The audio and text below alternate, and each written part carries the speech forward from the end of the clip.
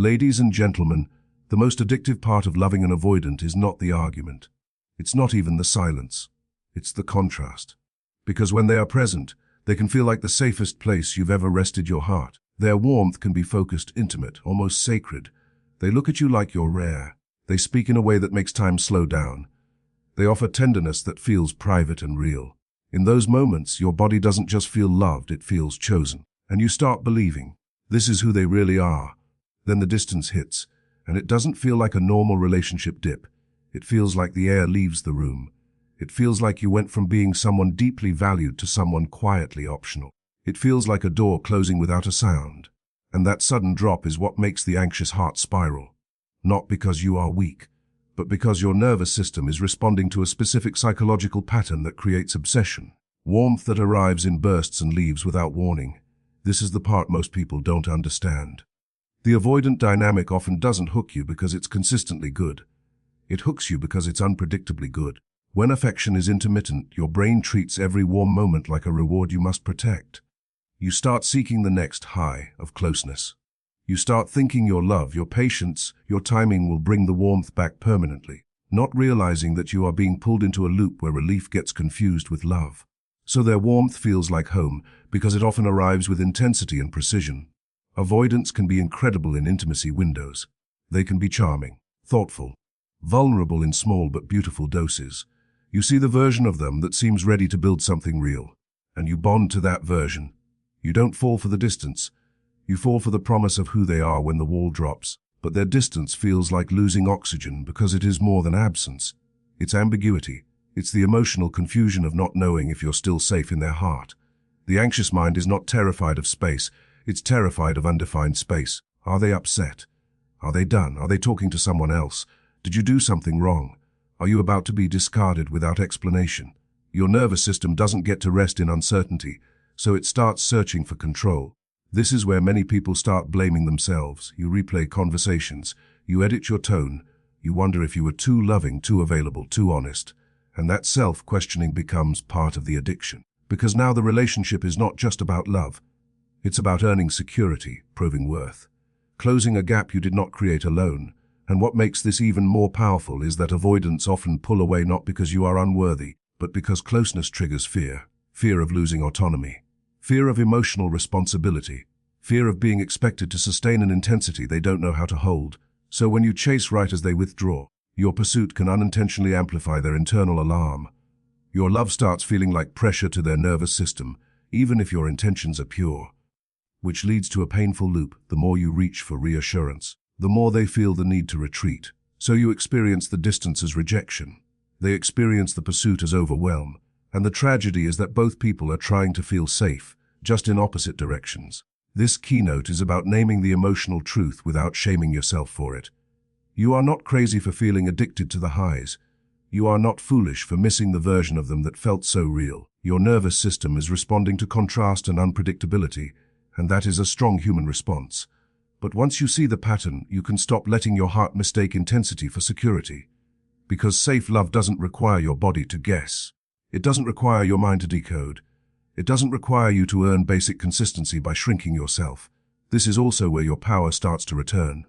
When you understand that the home feeling you get from their warmth may be real, but incomplete without stable behavior. You can appreciate the good moments without using them as an excuse to tolerate chronic confusion.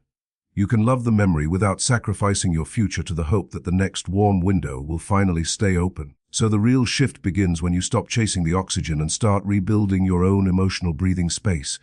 You regulate before you react.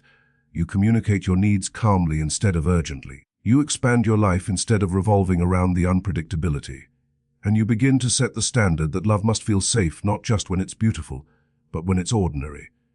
Because the goal isn't to stop caring. The goal is to stop letting contrast control your self-worth. The goal is to stop treating rare warmth as proof of permanent capacity.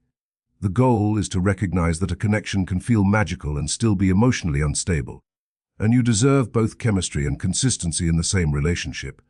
The real reason avoidants pull away is not that you are unlovable, not that you said one wrong sentence, not that your value suddenly dropped overnight.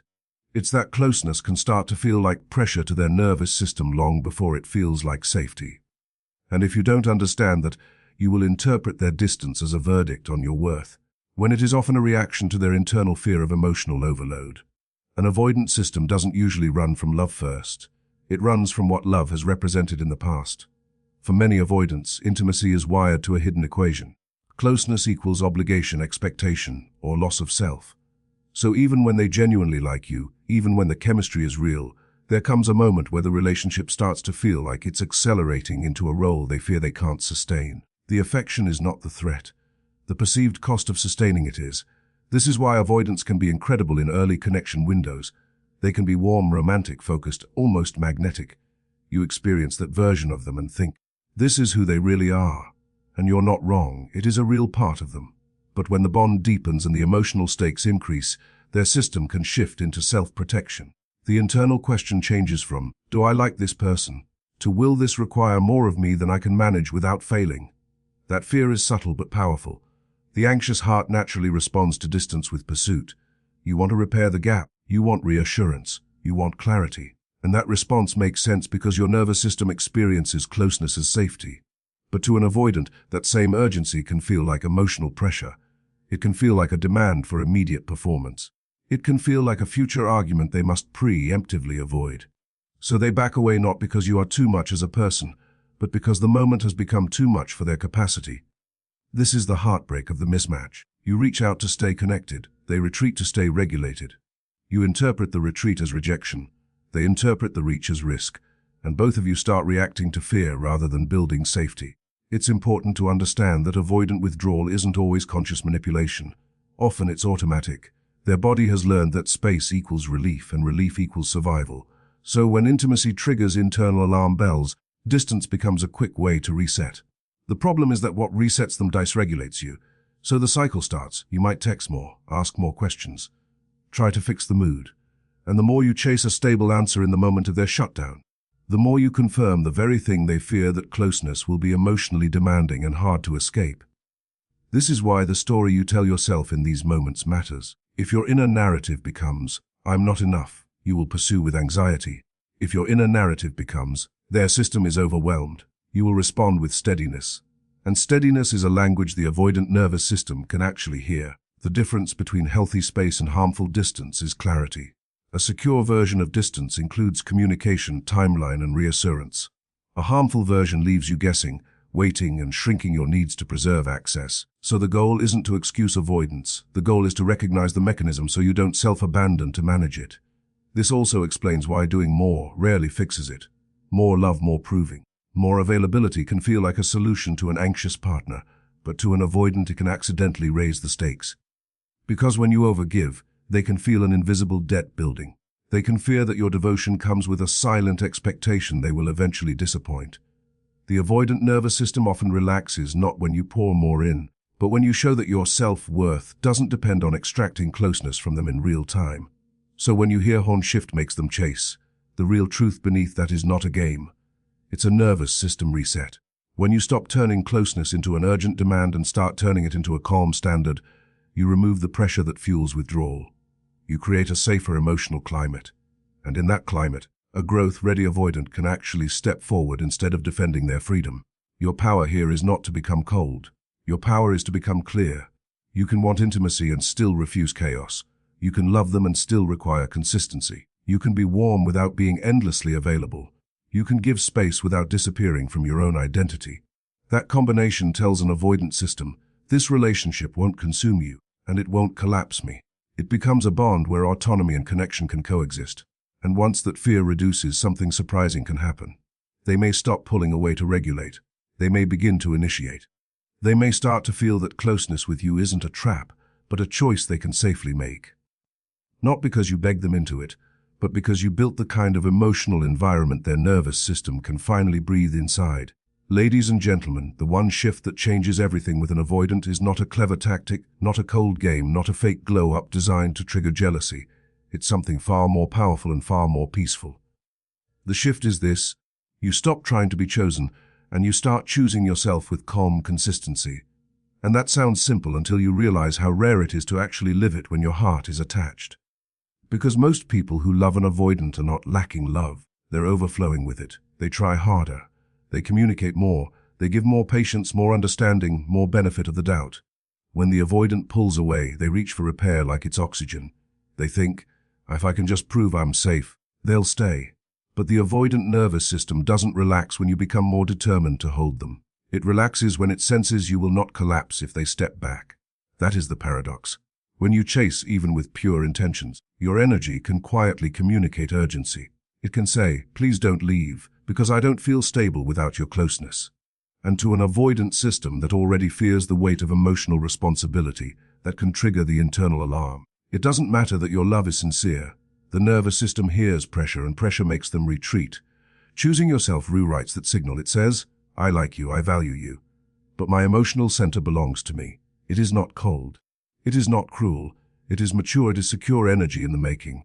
And secure energy is often the most attractive thing to an avoidant who is capable of growth, because it removes the fear that intimacy will become emotional captivity. This shift shows up in tiny moments.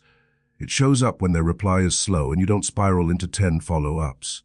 It shows up when they go quiet and you don't write a long paragraph to rescue the connection. It shows up when you feel the urge to prove your worth and instead you breathe, ground yourself, and remember that real love does not require you to audition for consistency. You begin to respond rather than react. You begin to be warm without being chase-driven. You begin to be present without being self-erasing, and this is where your power becomes undeniable. Because an avoidant is used to one of two extremes.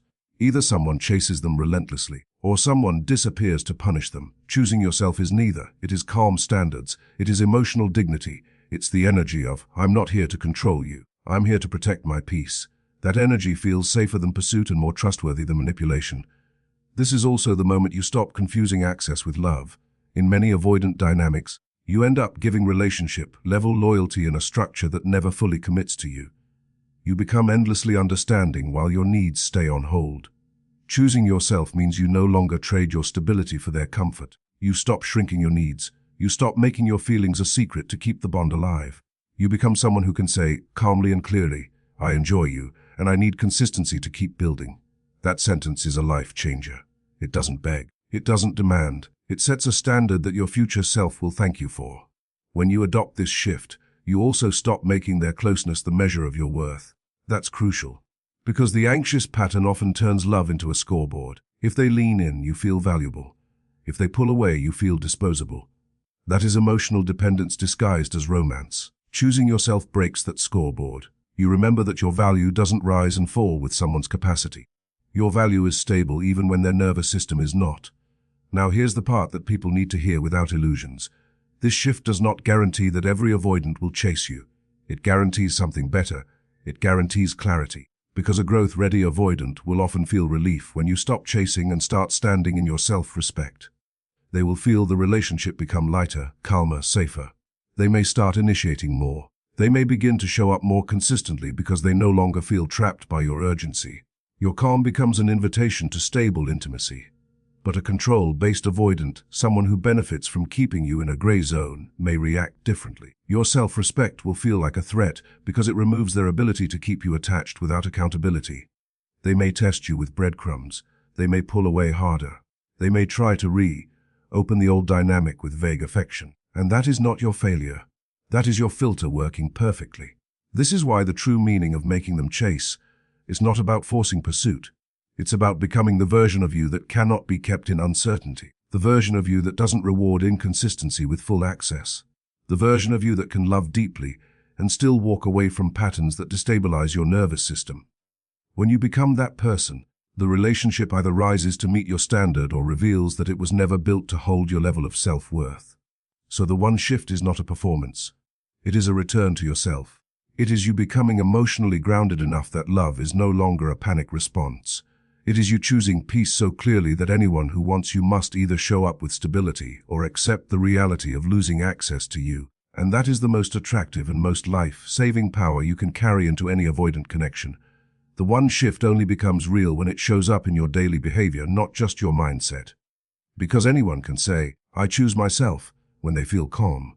The real transformation happens when your nervous system is activated, when the avoidant goes quiet, when the reply is delayed, when the energy changes. When your chest gets tight and your mind starts writing stories.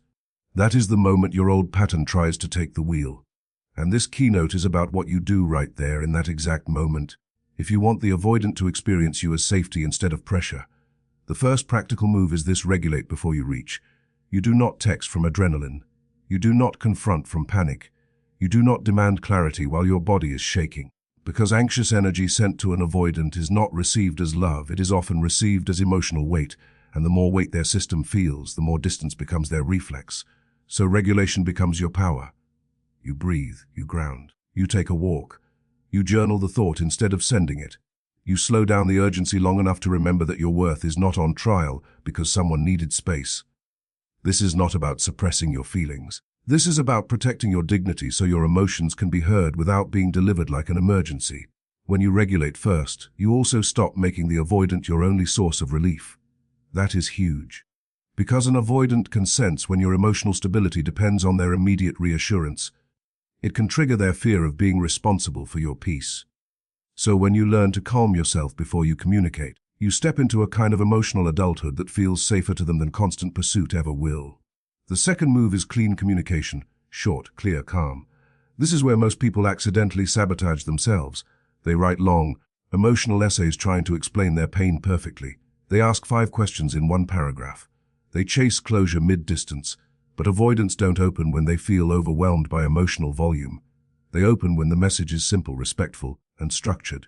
Instead of, "Why are you doing this to me? Are you losing feelings? I don't understand what I did wrong," you shift into something like, "I like you, I need consistency to keep building," or "I'm open to this, but I need clear communication," or "Let me know when you're ready to talk in a grounded way." These sentences don't plead, they don't accuse, they define your standard without forcing an immediate emotional performance. This is crucial. You are no longer trying to win reassurance in the moment. You are setting the price of access to your energy. That change is what often makes a growth-ready avoidant lean in, because your clarity removes the chaos they fear, while your calm protects their autonomy. The third move is expanding your life rather than shrinking around them. This is not about pretending you don't care. This is about refusing to make someone your entire emotional ecosystem. When you build a strong life outside the relationship, you stop radiating the subtle energy of desperation. You stop waiting for them to determine your mood, your confidence, your identity. You remember that love is an addition to your life, not the foundation you stand on, so you focus on your routines, your goals, your friendships, your health, your creative projects. You become someone who is emotionally available, but not emotionally dependent. And that is a powerful signal to an avoidant nervous system. It says, "This connection will not consume you, and it will not collapse me." That balance is rare. Because here's the truth most people won't say out loud. Avoidants often pull away faster when they sense you are shrinking your world to make them comfortable. When you abandon your needs, your standards, your life rhythm to keep them close, it can create an invisible pressure they may not know how to name. It can feel like a future debt, like an expectation building silently, and instead of feeling loved, they start feeling obligated. That is where the withdrawal intensifies. So when you expand your life, you reduce that pressure. You become a partner with gravity, not a partner built on anxiety. The final piece of this real-life shift is how you respond to their return. This is where you either solidify the new dynamic or accidentally reset the old one. If they come back after distance and you immediately offer full emotional access with 0 standards, you teach them that time alone is enough to restore everything. But if you remain warm while holding your structure, you teach them that closeness with you is safe and also earned through consistency. That might look like you staying kind, but not rushing. It might look like you saying, "I'm glad we're talking. I want to move forward with clarity." You're not punishing them, you're protecting the future. So this keynote is the behavioral blueprint of your power. Regulate first so you don't become urgency. Communicate cleanly so you don't become overwhelmed. Expand your life so you don't become dependence. And respond to returns with standards so you don't become the same old pattern in a new moment. That is how the shift becomes visible. That is how your energy starts to feel like emotional safety. And that is the environment where a growth-ready avoidant stops pulling away and starts choosing closeness with you on purpose. The moment you make this shift, you're going to notice something that feels almost like a secret being revealed in real time. Not all avoidants respond the same way to your self-respect. And this is where your clarity becomes sharper than your hope. Because the fifth keynote is not just about outcomes, it's about truth. Your calm consistency becomes a filter that exposes whether you're dealing with a growth-ready avoidant who can build secure love, or a control-based avoidant who benefits from keeping you in uncertainty. A growth-ready avoidant is not a perfect partner yet. They may still struggle with vulnerability. They may still need time to process. They may still have moments of retreat. But there is a critical difference in their emotional character. When you introduce healthy standards, they do not punish you for them. They may feel discomfort, but they stay in the conversation. They do not label your needs as too much. They do not shame you for wanting clarity. They don't make you feel guilty for asking for basic consistency. Instead, they often feel relieved. Why relieved? Because a growth-ready avoidant is not trying to manipulate distance. They are trying to manage internal fear, and your calm boundaries reduce that fear. Your steadiness makes intimacy feel less chaotic. Your clean communication makes the relationship feel navigable. Your life outside the relationship reassures their nervous system that love with you won't become emotional captivity. So rather than pulling away harder, they begin to step toward you in a more mature way. Slowly, yes. But honestly, you'll see it in their effort. They start communicating more clearly when they need space. They follow through on return times. They initiate more consistently. They take responsibility without turning every conversation into a shutdown. They may even say things like, "I'm not used to this, but I'm trying," or "I want to do better with consistency." Those are not magic words, but when paired with improved behavior, they are signals of real capacity. A control-based avoidant is different. They often appear similar at the start, which is why this is so confusing for so many people.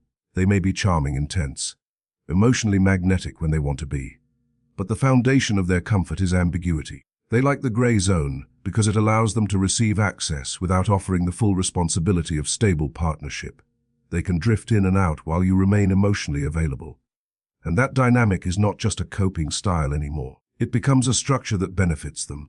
So when you adopt this one shift, they feel threatened. Not because you became cold, but because you became non-negotiable. Your calm standards interrupt the old advantage. Your self-respect removes the emotional loopholes. Your clarity demands a level of accountability they do not want to provide. So their reactions begin to reveal the truth. They might accuse you of changing. They may say you're being too serious. They might call your boundaries pressure. They may use guilt, sarcasm, or emotional withdrawal to pull you back into the old role where you softened your needs to keep access. The most telling sign is how they respond when your chasing stops. A growth-ready avoidant may actually become more curious and grounded because the relationship feels safer. A control-based avoidant often attempts to regain access with breadcrumbs. A late night, miss you. A small pocket of warmth, just enough to reset your hope. And if you collapse back into full emotional availability, the cycle restarts with them more confident that you will always reopen the door. This is why your shift must include your response to their return. Because the fifth keynote isn't just about them chasing you. It's about you no longer being chaseable through anxiety. You become someone who doesn't get pulled back by minimal effort. You become someone who can enjoy their presence without surrendering your standards. You become someone who understands that affection without consistency is not love, it's a loop. And this is where the truth becomes liberating. You stop asking, "How do I make them chase?" and you start asking, "What kind of person is revealed when I stop chasing?" That question protects your future. Because if your self-respect makes them step up, you're likely dealing with someone who has the capacity to grow into secure love. But if your self-respect makes them punish you, delay you, or disappear, then your shift has just saved you months of confusion. It has shown you that the bond was being sustained by your anxiety doing all the work. The deepest lesson here is that your standards do not ruin real love. They reveal it. Healthy people do not fear clarity. Healthy people do not fear consistency. Healthy people may need time, but they do not need you to shrink to remain connected. So this keynote is not a promise that every avoidant will chase you. It's a promise that your peace will become non-negotiable. And when your peace becomes the standard, anyone who can love you well will rise to meet it, and anyone who can't will quietly step away. Either outcome is a win, because you are no longer allowing uncertainty to be the price of love. Ladies and gentlemen, this is where the real power of the entire message lands. The ultimate promise of this one shift is not that an avoidant will transform into a perfect, emotionally fluent partner overnight. The promise is that you will no longer audition for basic emotional safety. You will no longer have to shrink, chase, over-explain, or sacrifice your dignity just to keep a connection alive. When you've loved an avoidant, your self-worth can quietly start depending on the most unstable currency in the world, their closeness today. If they text, you breathe. If they go quiet, you spiral. If they are warm, you feel chosen. If they pull back, you feel disposable.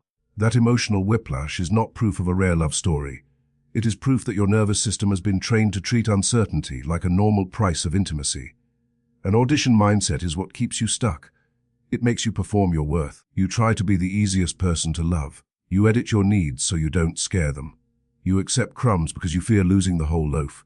Over time, you can become so focused on keeping them comfortable that you forget the relationship is supposed to protect you too. This shift pulls you out of that trap. It reminds you that your peace is the baseline, not the prize. Healthy love is not something you earn by tolerating confusion. It is something you build when two people choose each other with clarity and consistency. Your needs are not a threat to real love. They are the requirements that reveal whether love is real. Choosing yourself is not coldness. It is not punishment. It is not a fake act of indifference. It is the decision to remain warm without being emotionally negotiable. It is kindness with structure. It is love with boundaries strong enough to protect your future self. You are not closing your heart. You are closing the door to a pattern that keeps your nervous system in survival mode. That is why this shift works whether they chase or not. The moment your self-respect becomes a standard, the dynamic cannot remain the same. A growth-ready avoidant will often feel relief when you stop chasing and start standing steady. Your calm removes pressure. Your clarity removes chaos. Your full life outside the relationship signals that intimacy with you will not become a prison. In that safer emotional climate, they may begin to initiate more, communicate their need for space with respect and timelines, and show small but consistent behaviors that prove they can meet you in a healthier rhythm. But a control-based avoidant will feel threatened by the same shift. Not because you became harsh, but because you became unmistakably clear. Your boundaries remove the comfort of the gray zone. Your standards remove the benefits of half-access. If they respond with guilt, delayed defensiveness, or breadcrumbs designed to pull you back into the old cycle, that is not a sign you should try harder. That is a sign your new identity is working. This is where your definition of proof must mature. Missing you is not the same as choosing you. A late night hey is not the same as repair. Chemistry is not the same as capacity. Real love is not built on the fear of losing you for a few days.